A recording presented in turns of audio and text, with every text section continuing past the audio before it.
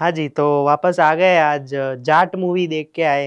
वैसे तो देखो, कभी-कभी क्या होता है ना कि आप एक्सपेक्टेशंस रखे बिना ही जाते हो।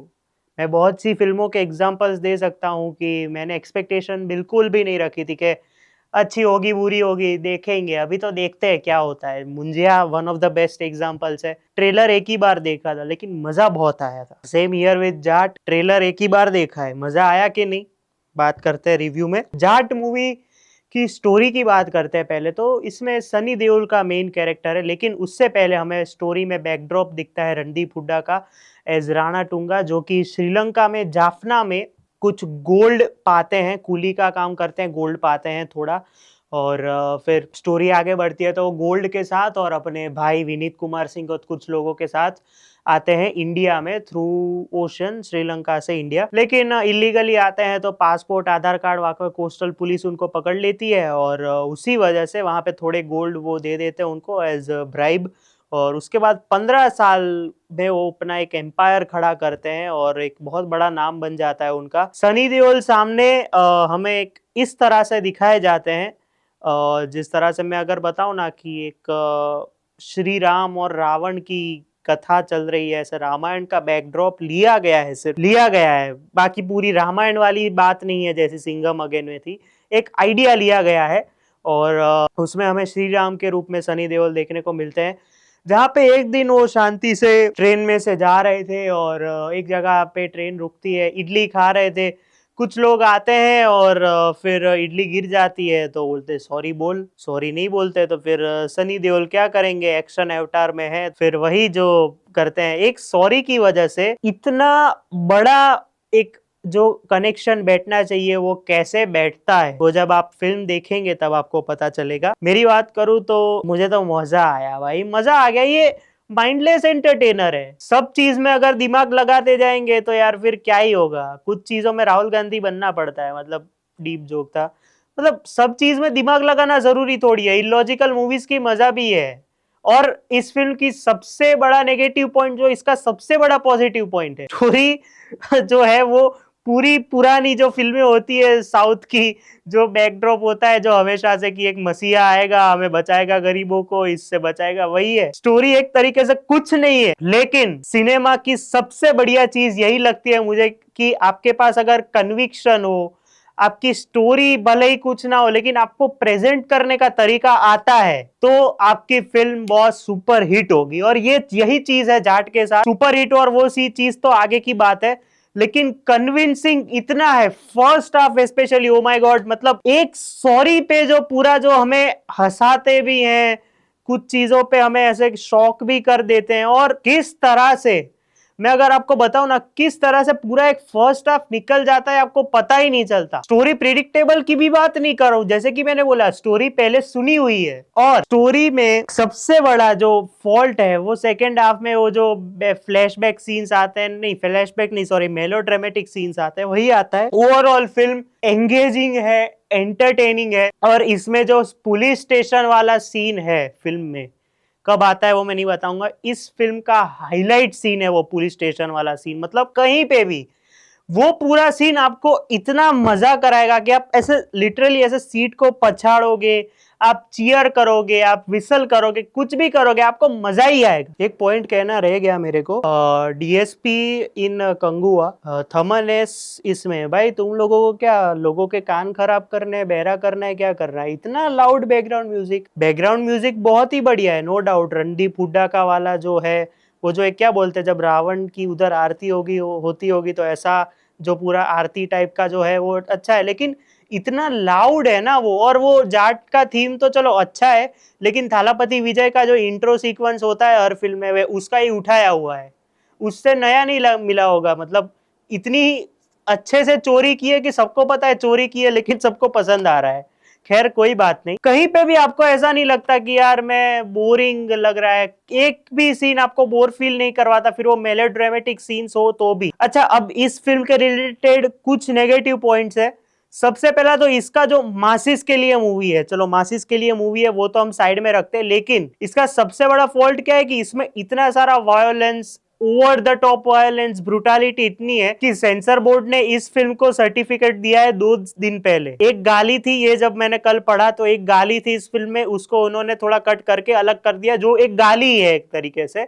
और इतनी सारी ब्रूटालिटी वायलेंस दिखा के भी यूए सर्टिफिकेट मिल रहा है। तो ये सेंसर बोर्ड क्या कर रहा है, किस हिसाब से सर्टिफिकेट्स दे रहा है, अभी तक मेरे को पता नहीं है। क्या ये पूरा बिहेडिंग सीन्स है इसमें, इसमें क्या बोलते हैं, जिस तरह से जो पूरा एक क्या बोलते हैं यार, मैं भूल चुका हूं कि इतने सारे बिहेडिंग सीन्स है, जिस तरह से अंगूठे कट रहे हैं, गर्दन कट रही है, ये सब अगर कोई और फिल्म में होता तो भी ए रेटिंग तो मिलती। मतलब सिंघम में एक सीन था बिहेडिंग वाला, तो भी उसको यूए रेटिंग मिली थी, वो एक था। इसमें तो इतना सारा वायलेंस टाइप है, इसमें इतने सारे बिहेडिंग सीन्स है कि आप एक फिल्म, एक नहीं है फिर भी यूए रेटिंग मिली है।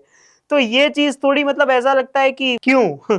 तो दूसरा नेगेटिव पॉइंट ये है, चलो इलॉजिकल है इसलिए मैं नेगेटिव पॉइंट है ना खोद खोद के नहीं निकाल रहा हूं, क्योंकि मेरे को पता है कि इसमें क्या इलॉजिकल चीजें हो सकती है। रणदीप हुड्डा एंड विनीत कुमार सिंह कहीं कहीं पे ऐसा लगता है कि उनको वेस्ट किया है। मतलब अपना ओरा वोरा, तो चलो ओरा वोरा की बात करें तो ओरा वोरा तो है ही, बढ़िया लगता है। Introduction scene specially Randeep Hooda का जो प्रेजेंट वाला आता है भाई, बहुत बढ़िया है। मतलब ऐसे सिगरेट के साथ, और एक जो जहां पे रावण का पूरा एक उसका यहाँ पे 10 सर दिखते हैं, वो वाला जो कैप्चर किया है, जहां पे वो साइलेंट है वो डेडली है, लेकिन जिस तरह से एक ही तरीके से ऐसे गर्दन रख के आप ऐसे करके वो जब लगता है तो ऐसा लगता है कि यार वेस्ट कर रहे हैं यार। मतलब वो जो है ना साइलेंट किलर टाइप का आदमी है, तो अच्छा है, बढ़िया लग रहा है। लेकिन कहीं पे भी ऐसा जहां पे डायलॉग बोलना चाहिए वो वहां पे तेरे को ऐसा लगता है कि मैं नहीं आऊंगा, आई एम वेटिंग, तो ऐसा लगता है कि यार इतना बढ़िया हो रहा था और जब मुंह खोला तो ऐसा लगता है यार ये क्या है।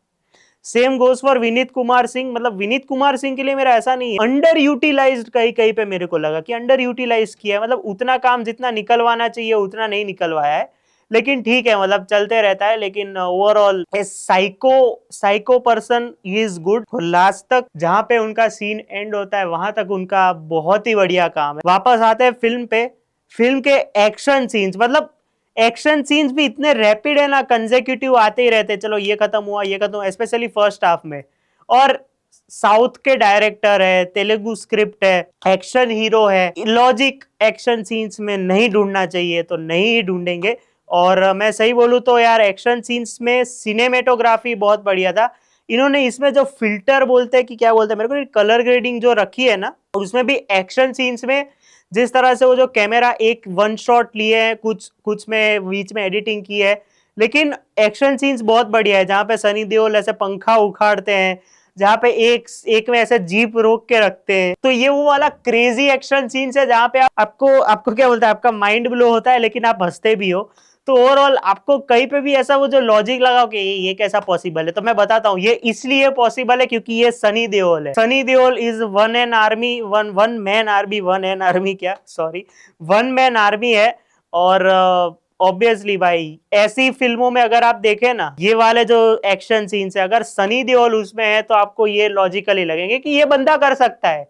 ये ऐसा पूरा ऐसा माइक का ये पूरा उठा के फेंक सकता है, पंखा उखाड़ के फेंक सकता है, वो क्या बोलते हैं, वो तो उठाया ही था गदर में, वो क्या बोलते हैं मैं भूल गया, हैंडपंप तो उठाया ही था, तो वो कर सकते हैं, ये उनके लिए ये फिल्म है।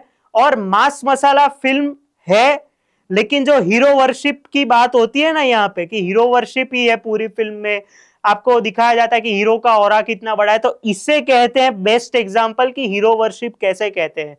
थालापति विजय के द गोट में यही प्रॉब्लम थी कि हीरो वर्शिप थी नहीं उसमें, ना स्टोरी थी ना कुछ था, हीरो वर्शिप के नाम पे भी कुछ नहीं था। इधर ये चीज हमें ये पता चलती है कि हीरो वर्शिप इतनी बढ़िया तरीके से दिखाई जा सकती है कि आपको लगे, कन्विंसिंग लगे, जहां के सामने की चीजों में आपको नहीं लगता कि ये कन्विंस कर रहे हैं आप लोगों को। दूसरी चीज ये कि इसमें एक बढ़िया चीज जो ट्विटर पे दूसरी जो ट्रेंड हो रही है, 10-15 साल पहले अगर सनी देओल ने ऐसी फिल्में की होती, बाय गॉड आज ये फिल्म तो भाई मतलब वो साउथ में भी ऐसी की होती ना भाई। और आई एम सेइंग दिस कि ऐसा किसी भी बॉलीवुड डायरेक्टर ने, जैसे शाहरुख खान ने एटली के साथ फिल्म के जो जिस तरह से उनको प्रेजेंट किया था, वैसे ही गोपीचंद मलिनेनी ने सनी देओल को जिस तरह से प्रेजेंट किया है ना आज की फिल्म में, ऐसा कोई नहीं कर सकता, कोई नहीं कर सकता। मतलब देखो भाई, स्वैग, ऑरा, जो सिग्मा, जो बोलो भाई, उसमें भी उनकी जो पंच लाइन से स्वीटली बात करते, सॉरी बोल दे यार, फिर सॉरी बोल दे, ओए सॉरी बोल दे, वो जिस तरह से वो जो लेवल अप होता जाता है। और सनी देओल की यही खासियत है, क्या वो जब जोर से बोलते हैं ना तो और आप में जोश आ जाता है। तो मैं यही बोल रहा हूँ कि इसमें जो पूरी जो स्टोरी है ना, आपको कन्विंसिंग इसलिए लगती है क्योंकि सनी देओल है, एक्शन है, जहां पे कॉमेडी होनी चाहिए वो है, टिपिकल साउथ का वो जो मसाला है वो है, और बाकी सब कुछ है। वीएफएक्स कई कई जगहों पे आपको पकड़ा जाता है कि यार वो जो एक रैंडम कट है ना एक जगह पे, जहां पे सनी देओल, संयमी खेर और वो सब गाड़ी चला रहे हैं और वहां पे एक गाड़ी फ्लिप हो जाती है, तो पीछे जो वीएफएक्स है वो दिख जाता है। लेकिन ठीक है, लास्ट का क्लाइमेक्स भी बहुत बढ़िया है। मतलब मैंने बोला ना कि पूरी थ्रू आउट एंगेजिंग फिल्म है, कहीं पे भी आपको बोर नहीं होने देती। और फन फैक्ट बताऊं मैं, ये पूरी फिल्म एक दिन की कहानी है, एक दिन की। अगर हम पिछले के क्या बोलते हैं वो फ्लैशबैक्स को अगर हम बीच में बाजू में रखें तो पूरी एक दिन की कहानी हो कैसे, वो आप देखेंगे तब आपको पता चलेगा। और भाई मैं क्या बोलूं यार, मतलब अगर मुझे तो गदर 2 पसंद नहीं आई थी, मैं पहले ही बोल दूं। मेरे को ऐसा लगा था कि वो लोग लेगेसी खराब कर रहे हैं, मतलब इतनी बढ़िया फिल्म को ऐसे इस तरह से प्रेजेंट कर रहे हैं। एनी डे अगर मेरे को ऑप्शन मिले कि गदर 2 और जाट, तो मैं जाट ही देखूंगा। और भाई नॉस्टैल्जिया मर्चेंट्स हो, सनी देओल के फैंस हो, उनके लिए तो ये ट्रीट है, पैसा वसूल फिल्म है। कहीं पे भी मतलब कहीं पे भी आपको ऐसा नहीं लगता कि क्या क्या सीन है यार, ये ऐसा एक्शन होता है, क्योंकि again I am saying this is Sunny Deol show and this is only and only possible with Sunny Deol। Sunny Deol के परफॉर्मेंसेस की बात कर लेते हैं, जहाँ पे एक्शन सीन्स में हो वो जो गुस्सा दिखाना होता है, जिस तरह से रेज फील होती है।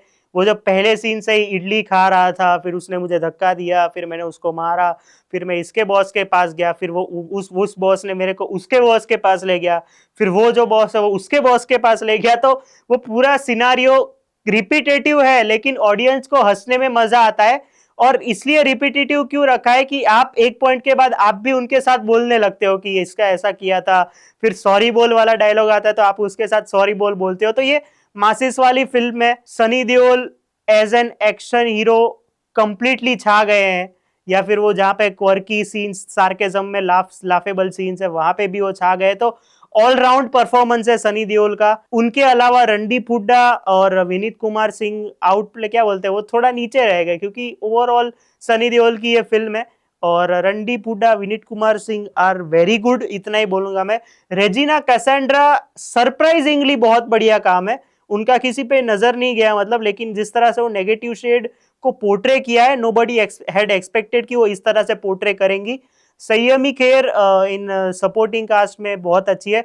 जगतपति बाबू की तो क्या बात करूं यार, मतलब लास्ट 3 फिल्मों से उनको वेस्ट कर रहे हैं, चाहे वो किसी का भाई किसी की जान हो, पुष्पा 2 हो या फिर ये हो। तो ठीक है, मतलब मल्लिनेनी गोपीचंद का डायरेक्शन अच्छा है, मतलब अनएक्सपेक्टेडली बहुत बढ़िया है, क्योंकि जिन्होंने वीरा सिम्हा रेड्डी देखी थी उनको पता है कि लास्ट क्या था। लेकिन overall Jat is an complete action entertainer. पूरी फैमिली के साथ जाइए अगर आपकी फिल्म वो ब्रूटालिटी वाले सीन्स देख सकती है तो। बाकी मासिस के लिए तो ब्रूटालिटी सीन्स ट्रीट ही है हमेशा से। और Sunny Deol as an action hero is officially back. Gadar 2 में मैंने नहीं समझा था क्योंकि वो नहीं था। सिंह साहब द ग्रेट जब आई थी तब नहीं समझा था क्योंकि वो भी 2013 की फिल्म है, लेकिन फिर भी वैसी ही फिल्म थी। लेकिन ओवरऑल भाई मजा आ गया यार, मतलब कुछ गलत नहीं जा सकता इस फिल्म के साथ। और मैं वापस देखना चाहूंगा भाई, ये कंप्लीटली माइंडलेस एंटरटेनर मूवी है। एक्शन, सिनेमेटोग्राफी बहुत ही बढ़िया है, मतलब एक जब पंच लगता है तो उस पीओवी से वो किसको कैसे लग रहा है, किस तरह से हड्डियां टूट रही है, किस तरह से खून निकल रहा है, सब कुछ इतना बढ़िया तरीके से दिखाया गया ना। I am a mass man, तो मेरे को पता है कि क्या होता है, और ये होता है हीरो वर्शिप।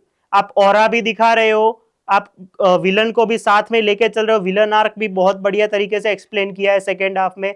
फ्लैशबैक में जब सनी देओल की आइडेंटिटी खुलती है कि ये कौन है, तो और मजा आता है और सीटियां तालियां तो बजेगी। मेरी तरफ से इस फिल्म को मैं 3.5 स्टार्स दूंगा। पहले मैं 3 देने वाला था, लेकिन इतनी बार ट्रेलर देख लिया कि यार ये भी अच्छा था, ये भी अच्छा था, ये भी अच्छा था, तो 3.5 स्टार्स है मेरी तरफ से। आप जरूर जाइए, फिल्म देखिए और मुझे बताइए कमेंट्स में कि आपको ये फिल्म कैसी लगी। गदर 2 से अच्छी लगी या फिर गदर 2 से उतनी अच्छी नहीं लगी। मुझे तो बहुत मजा आया भाई। तो मिलते हैं अगले वीडियो में, तब तक के लिए बाय।